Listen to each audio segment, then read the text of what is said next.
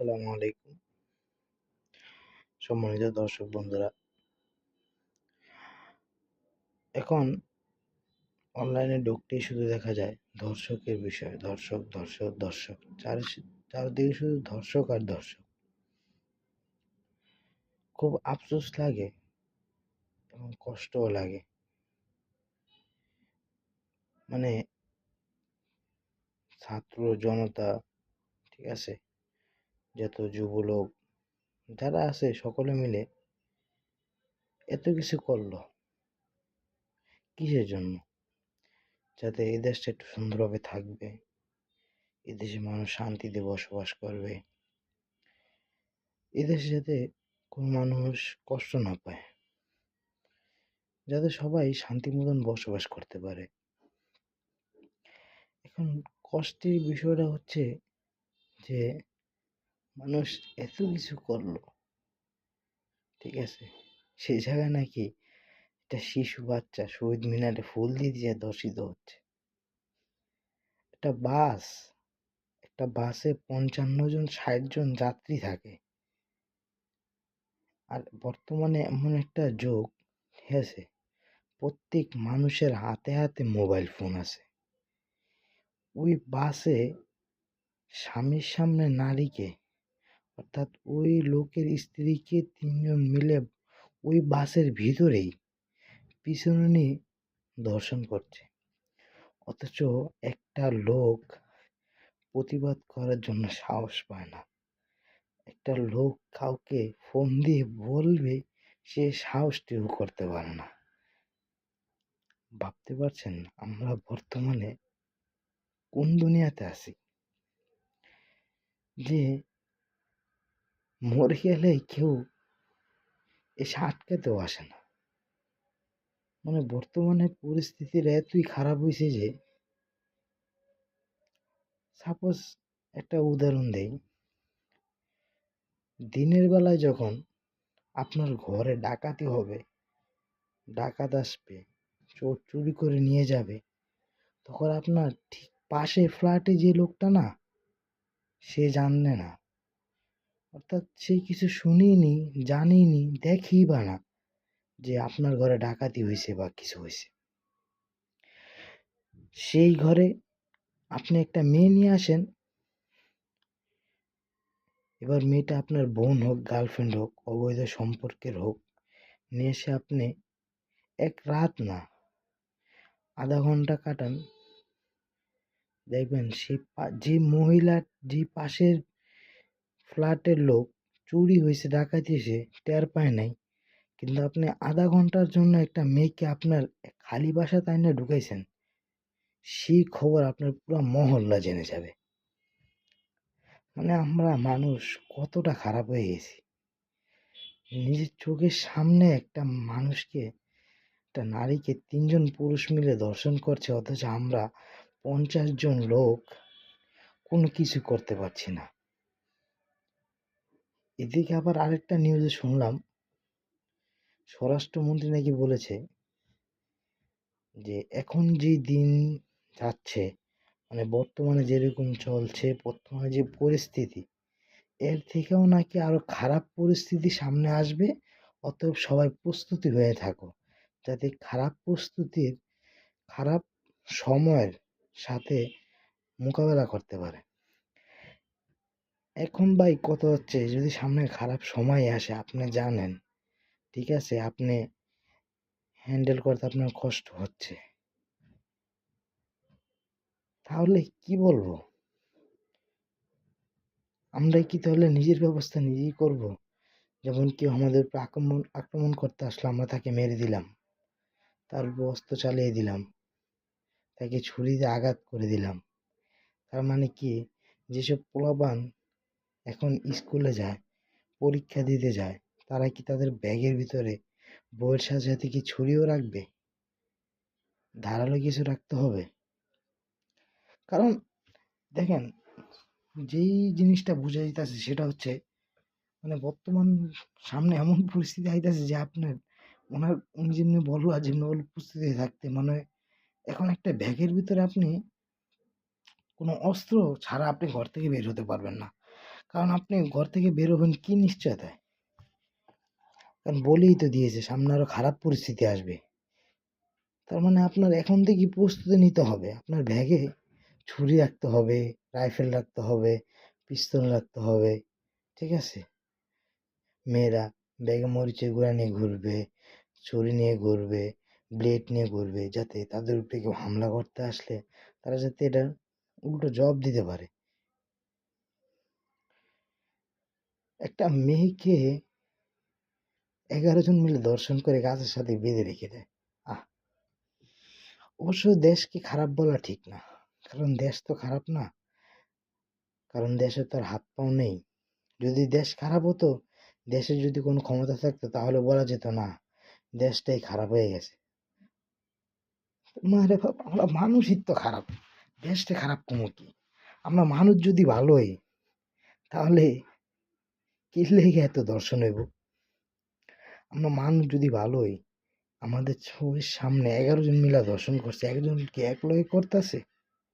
একজন একজন করেই তো করতেছে, তা আমরা কি পারি না বাধা দিতে?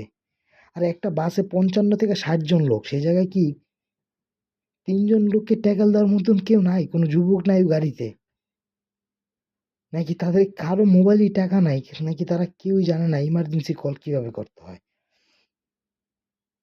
আচ্ছা সব বাদ, আপনার মোবাইল নিয়ে গেছে, ঠিক আছে? তাই আপনি কল করতে পারেন না কেন? 50 জন মিলে কি 3 জনকে অ্যাটাক করতে পারবেন না? আরে এই দেশটা যাতে সুন্দর মতো চলে এর জন্য তো কত মানুষ মরে গেল। এখন বর্তমান সোশ্যাল মিডিয়াতে যেটা ভাইরাল হইছে যে গত 48 ঘন্টায় 17 জন নারী ধর্ষণ। এখন এই 17টা তো ভাইরাল হইছে, খবরে জানা গেছে। তলে, তলে তো আরো বেশি চলতাছে। যেটা আমরা জানি না, যেটা সোশ্যাল মিডিয়াতে আসে না, ঠিক আছে? তাই বলে আমরা শুনতে পারি না। কিন্তু যেগুলো হচ্ছে, আরো যেগুলো সোশ্যাল মিডিয়াতে আসছে না ওগুলা, তো ওইসব করতে গেলে এবার এসে এমন হচ্ছে যে 48 ঘন্টায় না হইলেও সর্বনিম্ন হলেও তো 20টা হইতাছে। একেক দিনে তো 10টা করে হইতেই আছে। ভাই মানে একটা কথা বলতে আবার বললে খারাপ হয়ে যায় যে একাতে কখনো তালি বাজে না। বর্তমানে সোশ্যাল মিডিয়াতে যে জিনিসটা ভাইরাল হয়েছিল, ঠিক আছে? বেশি একটা জিনিস, একটা ভাইরাল হলো যে তার স্বামীর সাথে, আরেকটা ভাইরাল হলো শিশু মেয়ে শহীদ মিনারে ফুল দিতে যায় তার মাকে, মেয়েকে, প্রতিবন্ধী মেয়েকে, ঠিক আছে? আরেকটা দেখলাম একটা হাফেজে মেয়ে, সে মেয়ে নাকি হাফেজি পড়ছে, ওই মেয়েকেও ধর্ষণ করছে।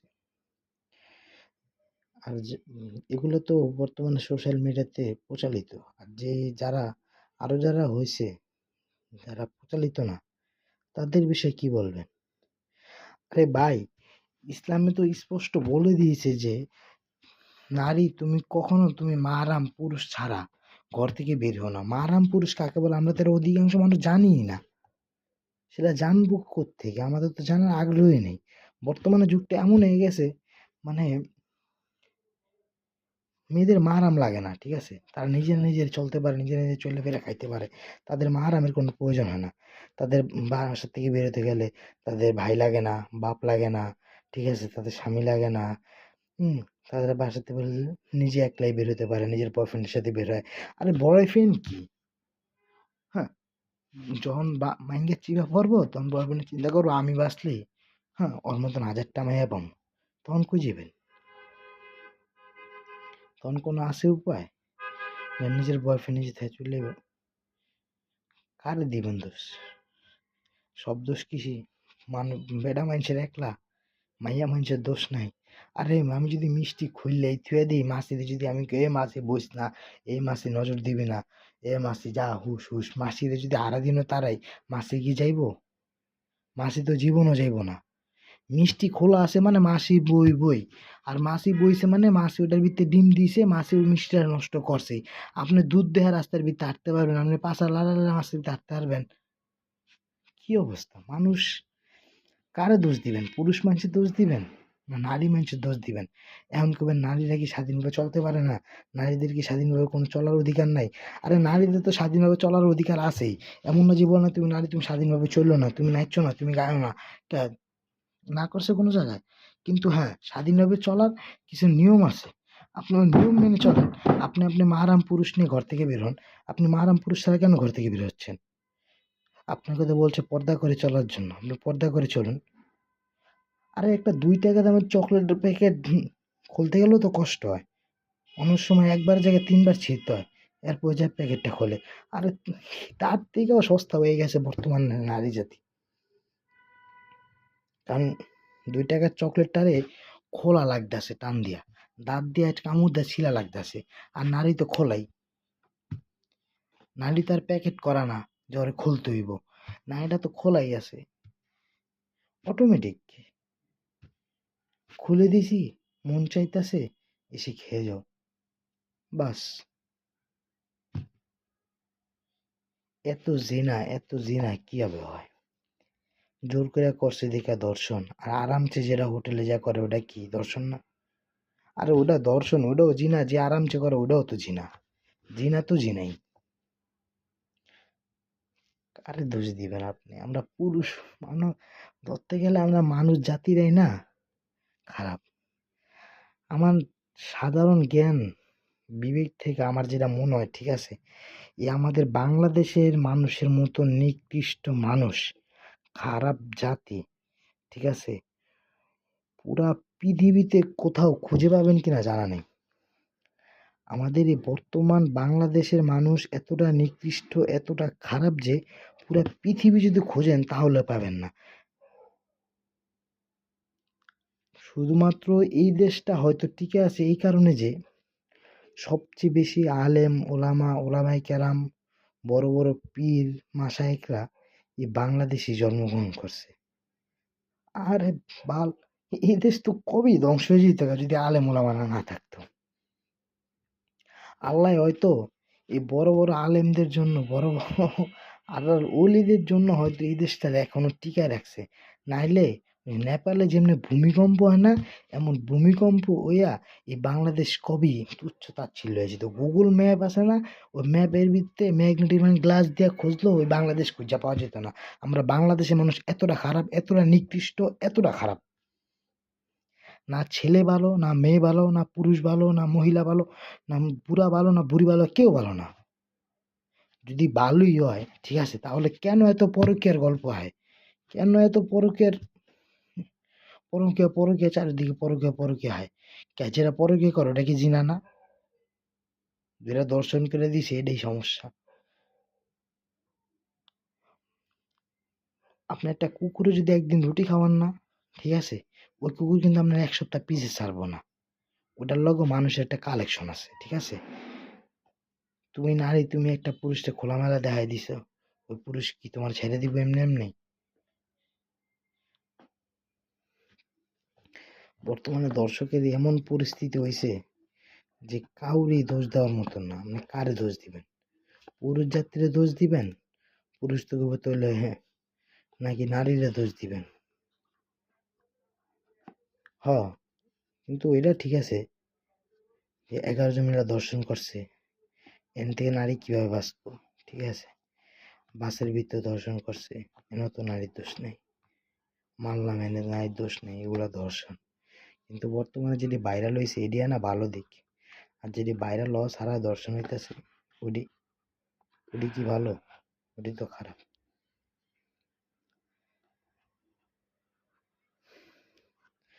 একমাত্র আল্লাহই জানে, ঠিক আছে, আমরা এই মানুষ কবে ভালো হমু? এই দেশ আদৌ কি ভালো হইতে পারবো কিনা জানি না। আরে এত আন্দোলন কইরা, ঠিক আছে, প্রধানমন্ত্রী চেঞ্জ কইরা লাভটা হইছে কি? কোনো উন্নতি হইছে? কোনো উন্নতি হয় নাই। হয়তো আগে গোপনে থাকতো, এখন ওপেনলি হয়ে গেছে। এমন না যে আগে পরে কখনো দর্শন হয় নাই, আগেও দর্শন হইছে, কিন্তু এটা কোনো না কোনো কারণে চাপা পড়ে যেত, চাপায় থাকতো। আর হয়তো এখন এটা একটু সরে যাইতাছে, তাই বিধে আমাদের কাছে খুব অবাক লাগতেছে।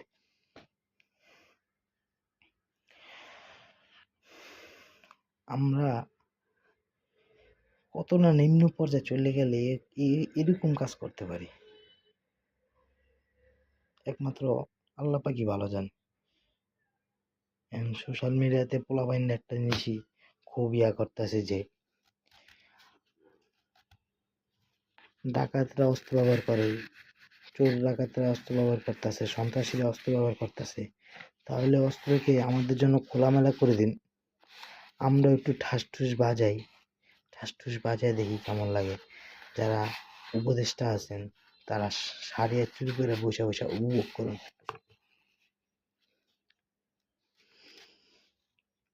এখানে কথা হচ্ছে, যদি এরকম খোলামেলা কইরেই দেয়, ঠিক আছে, যারা বলেন এই কথাটা, যদি এরকম খোলামেলা কইরেই দেন তাহলে লাভটা কি? আপনি মারবেন আরেকজনকে, সে মারবে আপনাকে।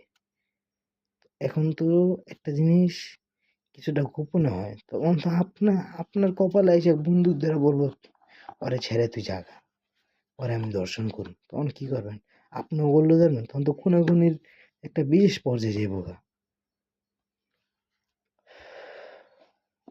আল্লাহ তাআলা আমাদের সবাইকে এই ফিতনা জামানা থেকে বাঁচার তৌফিক দান করুক। বিশেষ করে যে নারী জাতিরা খোলামেলা ভাবে চলাফেরা করে, সেই নারী জাতিকে আল্লাহ সুই বুঝ দিয়ে পর্দার আড়ালে একটা 2 টাকার চকলেটের প্যাকেট খুলতে না যত কষ্ট হয়, একটা পর্দাশীল নারীকে এমন পর্দাশীল বানিয়ে দেখ যাতে ওই পর্দাটা হাজারো চেষ্টা না করে বা না খোলা যাক। আরে মহিলা যদি হতে হয়, মহিলা তো কি করবো, হযরত আসিয়া নাম তো অনেকেই জানেন, ফেরাউনের বউ ছিলেন হযরত আসিয়া। ওই আসিয়া একমাত্র আল্লাহর সামনে মাথা নত করা ছাড়া দুনিয়া আর কারো কাছে মাথা নত করে নাই। ফেরাউন যখন জানছে ওই আসিয়া ইসলাম গ্রহণ করছে, ঠিক আছে, ওই আসিয়াকে জ্বলন্ত তেলের মধ্যে ছেড়ে দিয়েছে। কই, তখনও তো সে ইসলামকে অস্বীকার করেনি। আমরা মানুষটা ইমান কত দুর্বল, আমরা জেনে না মাথা নত করে ফেলি কেন? আপনি ইসলামের সঠিক পথে থেকে লড়াই করুন না, ইনশাল্লাহ আপনার জয় হবে। হয়তো এখানে জয় হবে, নাই তো ওইখানে জয় হবে, কিন্তু জয় আপনার হবেই। যদি কোনো ব্যক্তি ইসলামের উপর অটল থেকে, শক্ত থেকে, মজবুত থেকে ইসলামের নিয়ম মেনে চলাফেরা করে, তাহলে ইনশাল্লাহ এদেশ উন্নতি হয়ে যাবে। এদেশে ধর্ষণ কোন, জিনা কোন, ঠিক আছে, রাজনীতি কোন, যা আছে সব কিছুই সুন্দর হয়ে যাবে। আমরা তো ইসলামই মানতে রাজি না। ইসলামিক এসে দেয় না, আমরা চলি ভাই, তাহলে দেশ উন্নতি হবে করতে, দর্শন তো হইবই।